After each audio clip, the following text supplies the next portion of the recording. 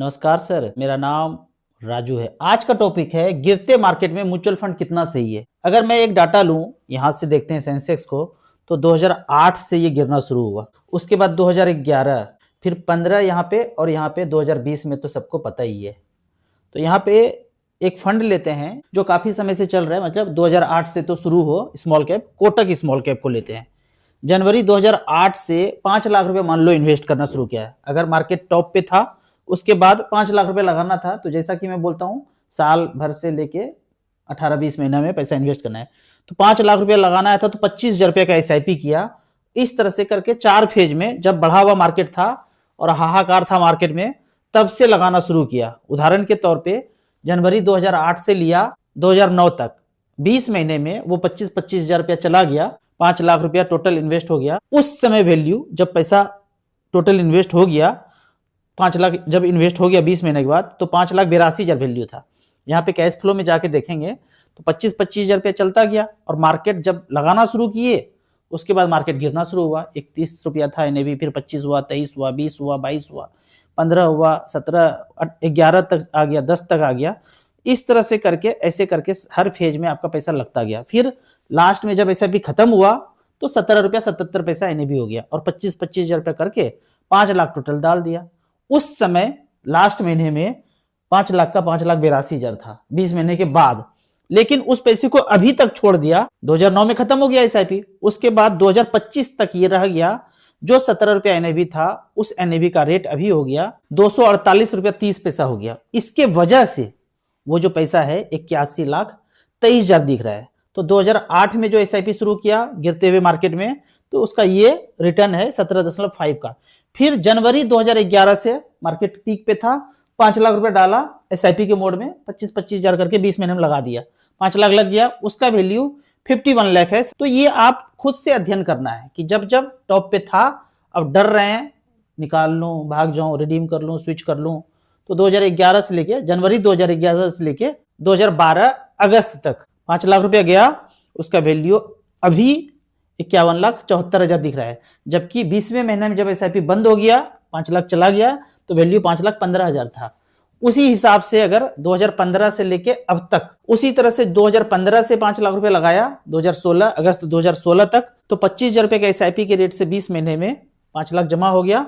Value आज के date में 16.37% का रिटर्न से 23,57,000 दिख रहा है। और लास्ट में 2020 से लेके 2021 तक 20 महीने में पैसा जमा किया, तो यहाँ पे आज का वैल्यू 14,78,000 दिख रहा है। सबसे ज्यादा रिटर्न यही दिखा रहा है, क्योंकि यहाँ पे ज्यादा डीप करेक्शन हुआ था। तो मार्केट जब ज्यादा डाउन हुआ तो ज्यादा यूनिट्स मिला, इसलिए यहाँ पे रिटर्न आपको 23% का दिख रहा है। तो 4 तरह का सिनेरियो हो गया, 17.5 का, 17.8 का, 16.3 का, और 23% का। 23% इसलिए कि ज्यादा गिरावट हुआ तो ज्यादा रिटर्न दिख रहा है। तो जब जब ज्यादा गिरावट होगा और SIP अगर जा रहा है, तो आपको पोर्टफोलियो पे ज्यादा रिटर्न दिखेगा। अब इसी फंड में, कोटक स्मॉल कैप में, सिंस इंसेप्शन 10,000 का SIP चलता गया। तो इसको एक लंबे समय के लिए आप अगर देखते हैं track record, Kotak small cap 2005 से शुरू हुआ, 10,000 रुपया SIP करके 25,20,000 जमा किए, 17,000 करोड़ का AUM है, अच्छा खासा AUM है। आज अगर वैल्यू देखते हैं 1,84,00,000 रुपया है। मतलब आप सोचेंगे कि 10,000 रुपया जिंदगी में निकालने के लिए तो कभी भी निकाल सकते थे, पर ये पता नहीं था, तो इस तरह का पैसा बना नहीं। तो जिनके जिंदगी में इस तरह का पैसा है, 5,000, 10,000, 15,000, जरूर 4-5 स्मॉल कैप में डाइवर्सिफाइड करके, जिसका AUM ज्यादा है उसमें डाइवर्सिफाइड करके लगाना चाहिए आपको। और 10 से 12 साल का टाइम लेकर के इन्वेस्ट करके छोड़ना है। फिर फाइनेंशियल गोल जैसे जैसे आए, वहां से रिडीम करके अपने जीवन यापन में उस पैसे को लगा सकते हैं। जो लोग बोलते हैं 2026 में क्रैश आएगा, क्रैश आएगा, क्रैश आएगा, ऐसे बोलते हैं ना, तो वो मोगेम्बो का एक्चुअली में प्लान बता रहे हैं। कोई चीज जो मोगेम्बो से मैच कर जाए ना, वो वीडियो वायरल हो जाएगा। मतलब आपने वीडियो बनाया, मोगेम्बो भी चाहता है कि यही वीडियो वायरल हो, ये लोग जाने क्रैश होगा, क्रैश होगा। पर वो क्रैश मुझे नहीं लगता है कि हो पाएगा, क्योंकि जितना भी प्लान है ना, इसका चौपट हो चुका है। वायरल करने वाला आदमी है 2, 4, 10, तो जागरूक होने भी साथी ज्यादा तेजी से बढ़ रहे हैं। तो उनका कोई भी प्लान जो है ना, कोरोना के बाद सारा चौपट हो रहा है, धरा का धरा रह जा रहा है जितना भी प्लान है। अब यहाँ पे कुछ कमेंट्स को लेते हैं। नमस्ते राजू जी, मेरा नाम त्रिवेश है, कर्नाटका से। मैंने अमित जी से अपनी मम्मी के लिए ट्रीटमेंट लिया था, उनको शुगर बीपी था, 15 साल से शुगर की गोली खाती थी, 7 साल से बीपी की गोली खाती थी, शुगर फास्टिंग 86, बीपी 115 है, एकदम मिराकल जैसा लगता है। मतलब इनको ऐसा फील हो रहा है जो डाइट काढ़ा इन्होंने अमित जी ने सजेस्ट किया उसके वजह से ये सब छूट गया। पिछले 10 साल से मैं, पूरे फैमिली, बच्चे, कोई मेडिसिन नहीं लिए, कभी जंगल के लुटेरों के पास नहीं गए। इसी तरह से आपको भी मिराकल जिंदगी में देखना है तो अमित जी का ये नंबर है, सेव करके रख लीजिए। अगर इमरजेंसी चल रहा है जिंदगी में तो कॉल करना है, या कभी इमरजेंसी आए, आपको ये नहीं सोचना है कि ये वाला ठीक कर पाएगा कि नहीं, वो वाला ठीक कर पाएगा कि नहीं। आईसीयू से बाहर निकाले हैं, बाहर निकाल के घर में आके ट्रीटमेंट करते हैं। आप इनको हॉस्पिटल से फोन करेंगे ना तो ट्रीटमेंट नहीं देंगे, पहले घर आना है, घर से उसके बाद बताएंगे। आपको लगेगा अरे उन्होंने तो बोला था कि 1 सप्ताह ही जिंदा रहेंगे, नहीं तो सर्जरी तो करना ही पड़ेगा, और ये क्या हो गया, 1 सप्ताह में चलने फिरने लगे, दौड़ने लगे। इनको कांटेक्ट कीजिए यदि फैमिली मेंबर से प्यार है। यदि लगता है कि अरे दिमाग खराब किए हुए, जितना जल्दी चले जाए उतना अच्छा है, फिर कांटेक्ट नहीं करना है। अब कुछ कमेंट्स को लेते हैं। मुझे 2 लाख की जरूरत है, पर्सनल लोन लूं या लोन अगेंस्ट म्यूचुअल फंड? देखिए, अगर न्याय की जरूरी है, लेना ही लेना है और कोई ऑप्शन नहीं है, तो मैं बोलूंगा लोन अगेंस्ट म्यूचुअल फंड लेना सही है। पर्सनल लोन तो कभी नहीं लेना है क्योंकि इंटरेस्ट यहाँ पे ज्यादा है। कहीं भी म्यूचुअल फंड चल रहा हो, डिस्क्रिप्शन में जो ऐप है एसेट प्लस का, वहां जाकर के आप लोन अगेंस्ट म्यूचुअल फंड हमारी मदद से उसको एग्जीक्यूट कर सकते हैं बाद में। सर किसी मंथ पैसा जमा नहीं कर पाए तो क्या होगा? देखिए, म्यूचुअल फंड को कोई मतलब नहीं है, जब आपका पैसा जाएगा तो यूनिट परचेज होगा, नहीं गया तो यूनिट परचेज नहीं होगा। लेकिन आप इस चार्ज से बचने के लिए आप 15 दिन पहले ही एसआईपी को स्टॉप कर दीजिए, फिर जब पैसा आए फिर से स्टार्ट कर सकते हैं। स्टॉप करने पे कोई चार्ज लगेगा, कोई पेनल्टी लगेगा, कुछ नहीं होता है। स्टॉप करेंगे, फिर से 1 महीना 2 महीना बाद जब पैसा आएगा फिर से स्टार्ट कर देंगे, इसमें कोई भी हानि नहीं है। जब आपने पैसा दिया यूनिट मिलेगा, पैसा नहीं दिया यूनिट नहीं मिलेगा, इसमें हानि का कोई बात है नहीं। बेहतरीन क्वेश्चन है सर, एसआईपी में कंपाउंडिंग का फायदा कितने साल के बाद दिखता है? इसके लिए आप स्टार एसआईपी कैलकुलेटर पे जाइए और 15,000 रुपए पर मंथ यदि 5 साल ही किया तो आप देखते हैं 9 लाख रुपया मूलधन जमा हुआ है। तो ये मूलधन है लाल वाला, और ये ब्याज आया है, मतलब लगभग 4 लाख आया है।